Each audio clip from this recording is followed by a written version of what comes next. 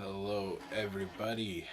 I am no longer outside, as you can see. The weather's a little bit, it's like a degree warmer today, but um, the wind was pretty cold and it's all wet. So I was like, yeah, I guess I'll come inside today. So we have Mr. Gray with us today, and yeah, um, we're going to get started with Jesus is Calling for the 19th. Hope you guys had a chance to invite a church service into your house today, into your laptop, into your phone, wherever you do stuff. I know my church does it. There's a bunch of different churches. I just watched one also that Josh McCallum put out for his church, and yeah, it's nice that it's so easy to kind of not only partake in your own church but also visit a bunch of others on these Sundays. So hopefully you have a chance to do that. After I do the live stream today, I am going to try to step away from social media for the day and practice the things that we talked about yesterday when it comes to rest. So the three things there was one, take a bit of a fast day from social media. So I'm going to do that today. Number two was do something physical to be creative or just exercise or whatever. And if it dries out there, I look forward to going for a bike ride. If not, I don't know. I'll do something. So is that, and then the third thing was pray. And if you can, take some time to do some silent prayer. So I'll be doing that today as well. But if you see me pop up on Facebook or anything, and if I start leaving comments anywhere, send me a message, be like, hey, you shouldn't be on there. Help keep me accountable on that, because it's very easy to just, go in, pop in, and then that's not really restful. So I was almost going to read the wrong day. April 19th today. So, April 19th, from Jesus is Calling. I love you, regardless of how well you are performing. Sometimes you feel uneasy, wondering if you are doing enough to be worthy of my love. No matter how exemplary your behavior, the answer to that question will always be no. Your performance and my love are totally different issues, which you need to sort out. I love you with an everlasting love that flows out from eternity without limits or conditions. I have clothed you in my robe of righteousness, and this is the eternal transaction. Nothing and no one can reverse it. Therefore, your accomplishment as a Christian has no bearing on my love. Has no bearing on my love for you. Even your ability to access how well you are doing on any given day is flawed. Your limited human perspective and the condition of your body, with its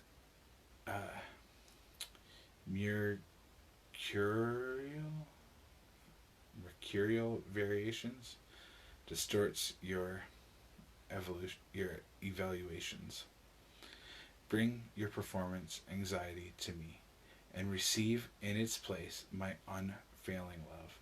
Try to stay conscious of my loving peace with you in all that you do, and I will direct your steps. So saith the Lord.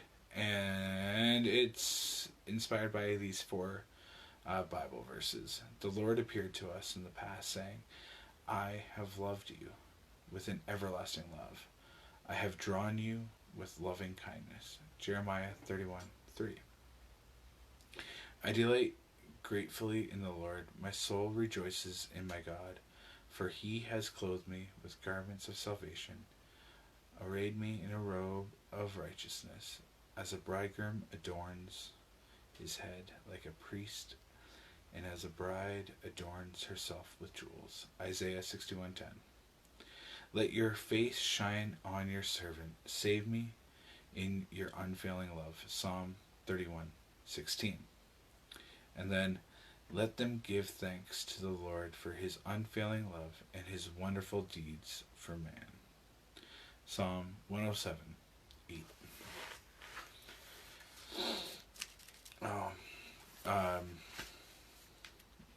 So in the one sermon that I was listening to, the beginning of this really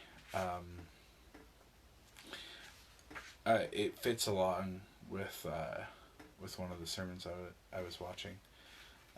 Josh was talking about how when the vine falls from the trellis or whatever, and whoever's in charge of the grapevine, he wouldn't come and just cut it off because it fell off and got dirty. But he'd pick it up, clean it off, and do that. And how our God doesn't really want to see how well we produce, but how well we can be connected to him, was kind of that whole deal. And so often we end up tying our success and our obedience to how much God loves us, even when we don't mean to. And no matter how many times we use examples on how ridiculous that can really be, like, if you do something that's bad, is it really going to cause your parents to love you any less? If you had a kid and your parent acts up, is that going to really cause you to love them any less? And there's these practical examples of love surpassing action, and them being two distinctly different things around us in our daily life all the time. But for some reason, when it comes to God, we always tend to, at some level, marry the two. So hopefully, as an extra reminder for someone that's struggling through that right now, that's just seeing a big long list of their falls and how they're falling short, and for those interactions like we talked about yesterday on all of our online situations where we might just see a bunch of people doing a bunch of stupid things, and we're like, man, how could God be with you? Like, how could do whatever. Let's separate those. We can still love people that we disagree with. We can still love people that are acting a little bit foolish, even though that's their actions, and we might not be able to correct it in our own minds. God's love for you is separate and different than how well you serve and how good of a person you are and the deeds that you do. My love for God will definitely encourage me to want to do some loving acts and acts of kindness, and that's something that does spur from God's love in me, but God's love for me and in me is not dependent on those things. So anyways, now I'm gonna go back to the other thing that we've been doing daily, and that is Proverbs. It is the 19th, so we're going to be reading the 19th proverb. 31 proverbs for 31 days of the month. That's kind of how it's been. Or that is how it's laid out, and it's a different daily devotional that was presented to me last year, and I never really took it up, but this opportunity of being able to sit down daily and read the Bible with everyone on here, it's made it worthwhile. So yeah, Proverbs 19. Hopefully you guys had a chance to turn. And tomorrow we'll be reading Proverbs 20. So But before I do this, I'm going to pray. So, AJC, awesome Jesus Christ. I thank you that even though it's wet outside, I can come into this room, be warm, be dry, have gray kind of join and and as we read your word today, I pray that you can speak through it. As I read it and I physically am doing the speaking, that you can speak through your word through me as a conduit to somebody that's listening. That something in here is going to connect and inspire or correct somebody today. And for the people that are struggling with connecting your love for them and their actions, I pray that they can see it as separate, that they can follow your lead and your guidance and your correction and not fight it, but that a question of how much you love and how much you stick by them won't be a question in their mind.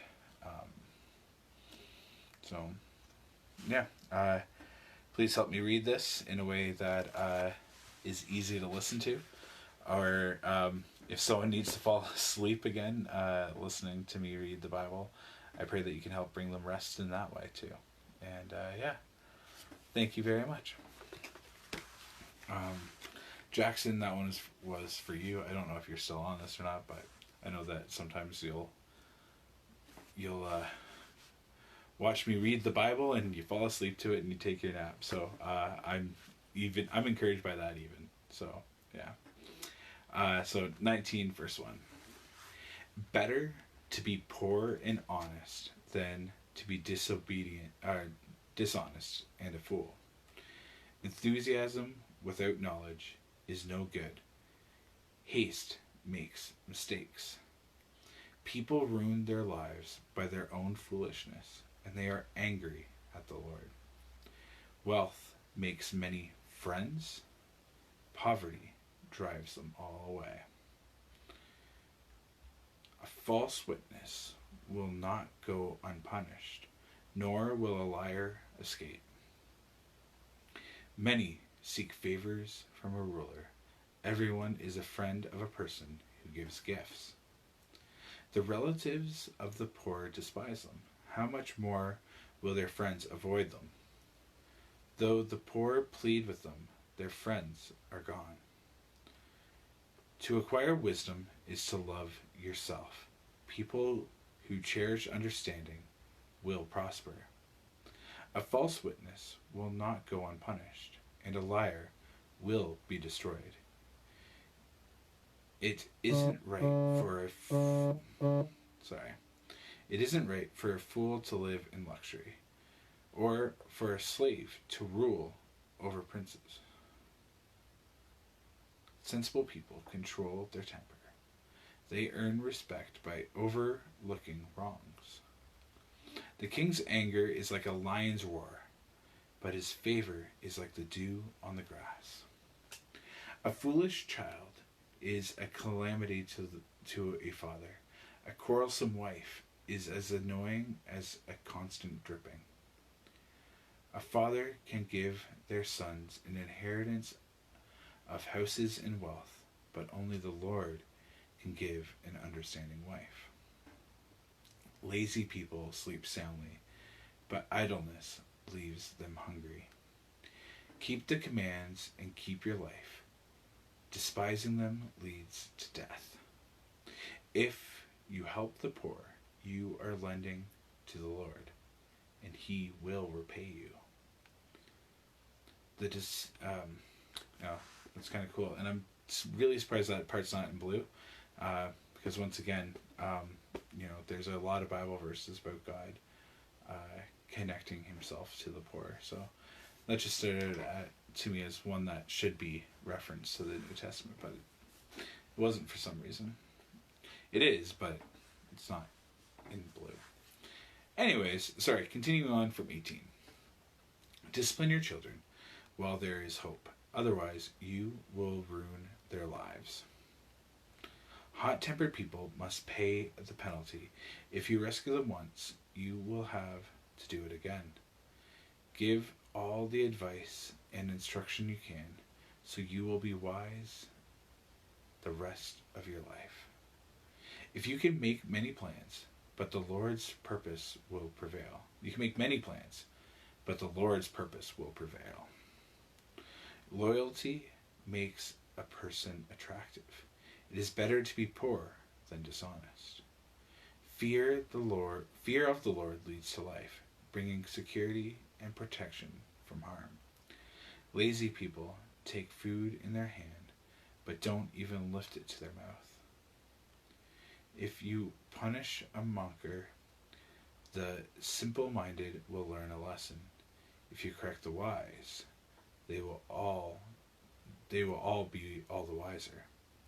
Children who mistreat their father or chase away their mother are an embarrassment and a public disgrace.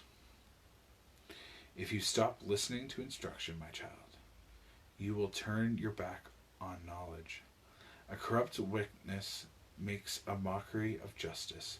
The mouth of the wicked gulps down evil. A punishment is made for mockers, and the backs of fools are made to be beaten.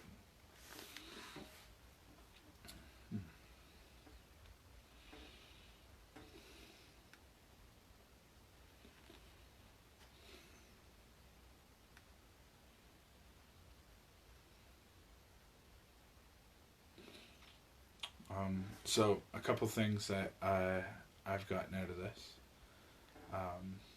And if you have something that you've gotten out of it, hey Spencer, please share it in the comments down below. And if you want to be prayed for at the very least, hit the like button. That way, when I come back to this tomorrow, I will go back, and anyone that has hit the like button, I'll definitely be praying for. But I had 3 parts that kind of jumped out to me. One is 10. It isn't right for a fool to live in luxury or for a slave to rule over princes. Like,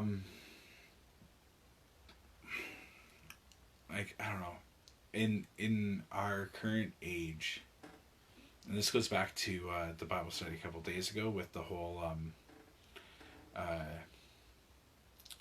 like, do you feel like God's mismanaging the world? And a lot of times people that get there, they do it in tactics, and they make their way up in leadership.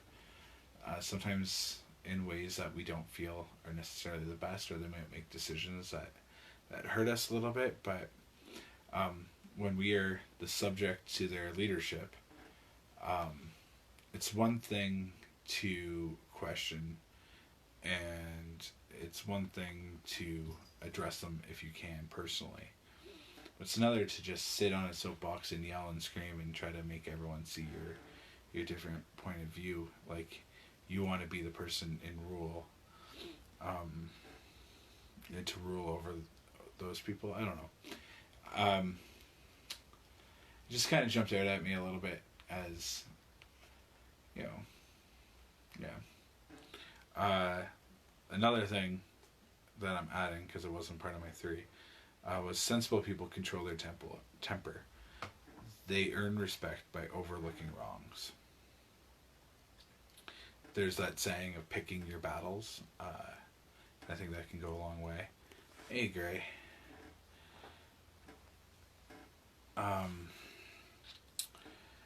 But they earn respect by overlooking wrongs. Not everything needs to be corrected all the time, I guess. I don't know. When you control your temper, and sometimes I think it's overlooking wrongs that are towards you, or, helping other people out that may have had wrong. So, like, you hurt me, I'm not going to hold it against you, but let's, like, work together to kind of help make things better. I don't know. That just jumped out at me. I'm still processing it. Like I said, I have not looked at these for these proverbs as a whole in a long time. So reading through them with you guys again, it's been good. Then the other one that jumped out to me was if so 1917. Sorry, I will call you. Come on. So 1917. If you help the poor, you are lending to the Lord, and He will repay you. In the New Testament, there's a section, and I don't have it pulled up, that says, whatever you do for the least of these, you do for me also. And just, so for me, I'm like, why is that not in blue? But, yeah, the whole idea of God identifying with the least of these. And so often, especially in today's culture with all the anxiety and depression, we see ourselves so often as the least of these. And God's like, yeah, I identify with you. And I just think, for me at least, that's a really powerful statement. But a lot of people also separate the Old Testament God from the New Testament God, and that's not right. And we see more evidence of that here, right? And then the last one that jumped out to me was, well, if you stop listening to instruction, my child, you'll turn your back on knowledge. And the Proverbs are known as like the knowledge books, and yeah, instruction. We all want to be leaders. There's that saying that I think I said, when I open up my Bible, interesting how different my phone takes up all the lighting in the room. I'm sorry, I did not realize that it was doing that until just now, so you guys are probably seeing the lighting jump all over the place right now. Yeah, jump up there, Gray. I distract myself completely. Yeah, if you stop listening to instruction, you'll turn your back on knowledge. The wisest people in the world aren't satisfied with what they know. Almost everybody that I know that is in places of like authority and power, ones that are influence, aren't just there to be like, all right, cool, I learned everything, now look to me. They're always trying to learn and grow, and like they know that they're not perfect, and they're trying to grow as well. And that's something that I like to also pursue. I'm not necessarily the best at taking correction. I try, but sometimes it can be hard, and I acknowledge that. But never stop listening to instruction, because then you'll turn your back on knowledge. So, yeah. Today, as I kind of look through this, I am happy to say that today I'm going to be taking a rest. Today, no social media. Call me out on it if you see it. After this, there's going to be some silent prayer. I'm going to do something physical to release my creativity, and I'm going to try to properly rest with God. And that's been, I know I talked about it a bit yesterday, but it's been a challenging thing for me, as I'm sure it is for a lot of you. Not that you guys have all the same issues that I do, but resting healthy in the Lord can be tough. So there's a lot of Bible verses that kind of point out to that. One I read with you guys already, Isaiah 58. Lays things out perfectly for something that the Lord wants on your day of rest.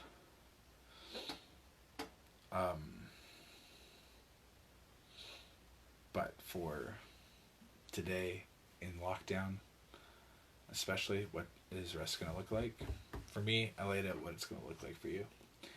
Tomorrow, I'll let you know how it feels.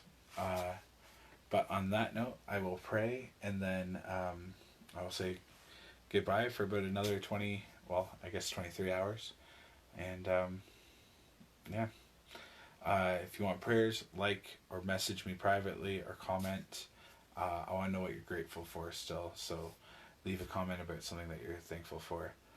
Today is Sunday. If you want more spiritual videos and people speaking into your lives, I got like 3 or 4 churches that I like to listen to their sermons throughout the week. So you can send me a message if you want to listen to what I'm listening to. Yeah. I also like listening to a lot of silly things and wrestling podcasts and NBA podcasts and stuff. The NBA podcasts are weird now because like there's nothing going on. Yeah. Anyways, so I'll pray and then I'll say good day. So, AJC, awesome Jesus Christ. I thank you for everyone that joined me today to read your word. I thank you for all the churches that have asked less of them to go to you, but for them to go to the church, but for people to open up their browser, open up their window, open up their homes for these churches to come in and speak your words of life to. And for everyone that it joins me daily for the daily devotionals, I lift them up too, Lord. And I pray that you can use this small period of time to inspire and to grow and to clean up your vine, going back to stuff that we talked about earlier on. Lord, you are awesome and you love us so much. No matter what we do, our actions are separate from your love for us. And it's a trap that I know I fall into and a lot of people fall into, where we always connect the two. Action mixed with your love for us, and it doesn't matter. You love us beyond what we can do. What we can do is always going to fall short. We're not Jesus, but we're working alongside him. And as screwed up and messed up as the apostles were, as uneducated or willing to betray as they may have been, you still use them and use them and trusted them. Thank you for trusting them and for trusting us. I lift up all the frontline workers and for everything that's going on to manipulate the way that we're thinking. We know that battles are happening over our minds and to get us to know what to think, and the idea of truth is so lost on people, not willing to hear the other side or instantly writing off the other side of this, that, or the other. And it's just been getting, for a while it seemed to be getting better, and then it's just been getting worse and worse and worse. There's things, as we're getting all this information and all this news, even when we're trying to avoid it, but we're just locked in the social media. There's things that manipulate us and get us angry, and it's really good, the algorithm, to show us things that are going to make us react either emotionally or to just dig our heels into whatever misinformation it is that we've bought into. And I'm not just looking outwardly for that, I'm looking inwardly too. So as I take a fast day from social media for the rest of the day, I pray that everybody on the stream can find a day that's going to work for them to fast from social media, fast from the news, take a break, focus on you and focus on your family. on our family, on their family.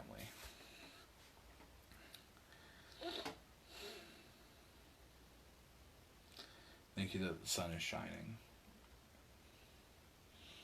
May we find ways to rest in this unrestful time.